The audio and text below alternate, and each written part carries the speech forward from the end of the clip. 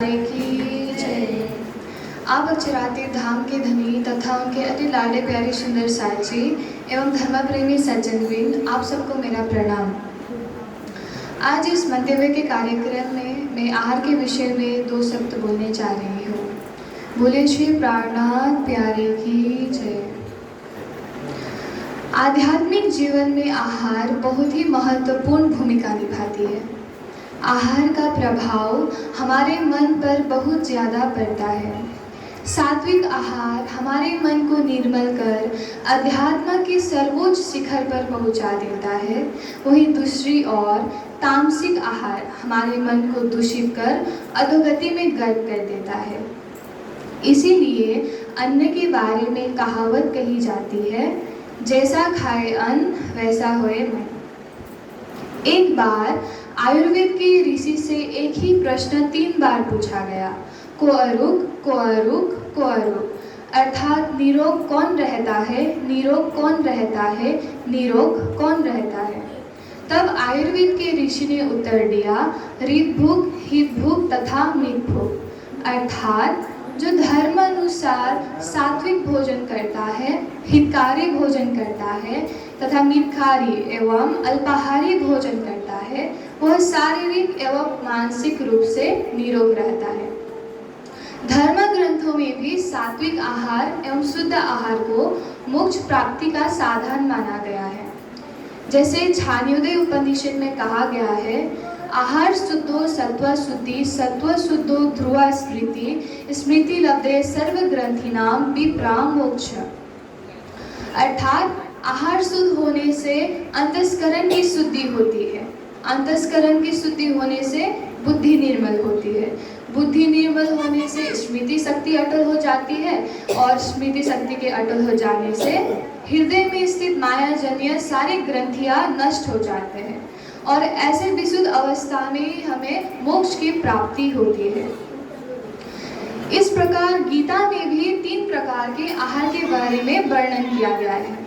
आयु, बल, आरोग्य, सुख तथा रसवादन की शक्ति बढ़ाने वाले रसयुक्त आहार सात्विक कहलाते हैं। जैसे दूध, घी, ताजे रसदार मीठे फल, परवाल, लौकी, गेहूं, चावल इत्यादि सात्विक आहार कहलाते हैं।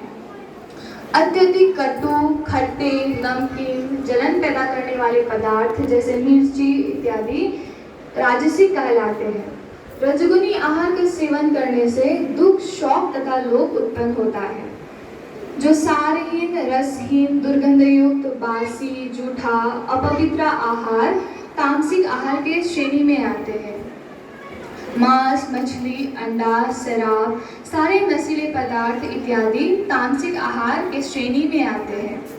तामसिक आहार का सेवन करने से अधोगति अर्थात पतन की प्राप्ति होती है। जैसे गीता में कहा गया है, उदर्वम गच्छन्ति सत्वस्ता, मध्ये तिष्ठन्ति राजसाः, जगन्य गुण प्रतिष्ठा, अधो गच्छन्ति तामसाः। अर्थात सतगुणी व्यक्ति आध्यात्मिक उन्नति करता है, रजगुणी व्यक्ति माध्यम अवस्था में रहता है और नीच गुण अर्थात तामसिक स्वभाव वाले लोग अधोगति के मार्ग पर जाते हैं।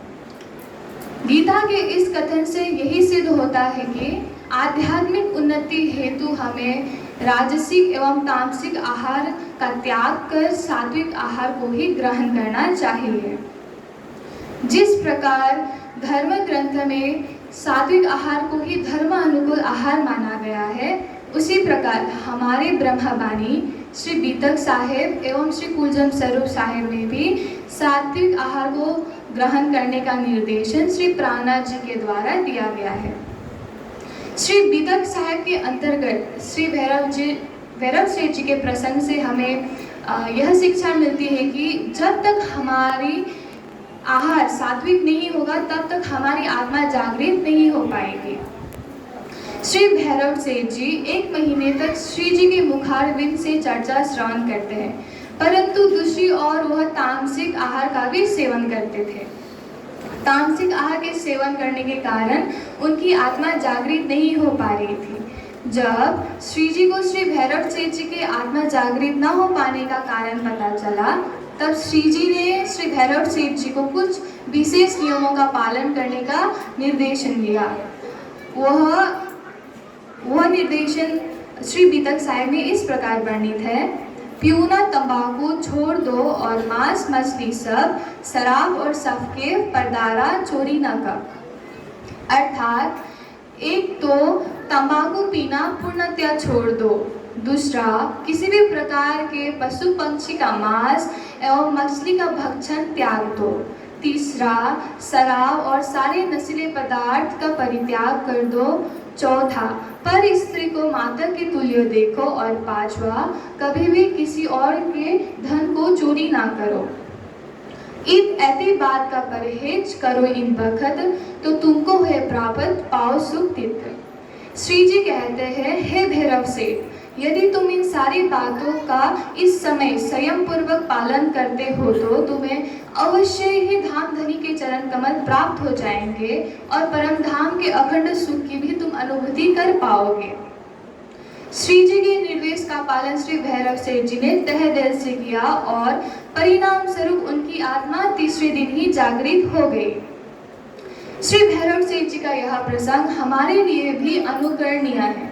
सात्विक आहार विहार के द्वारा हमारी आत्मा भी जागृत हो सकती है और हम भी परम धाम के अखंड सुख की अनुभूति कर पाएंगे। परम धाम की ब्रह्मा आत्माएं की गरिमा गाथा ब्रह्मा वाणी में बहुत ही गर्व के साथ गाई गई है।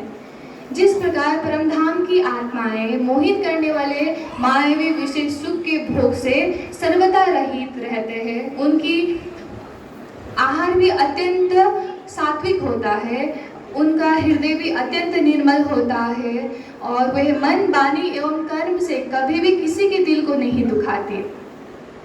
इन सारी गरिमा को जो व्यक्ति धारण करेंगे वही वास्तव में सच्चे सुंदर साथ कहलाएंगे। यथा रहे निर्गुण होए के और आहार भी निर्गुण, साव दिल सुहागन कबू न दुखावे खिन। इतने ही कहकर मैं अपनी मंतव्य को विराम करती हूँ। बोले श्री प्राणनाथ प्यारे की जय।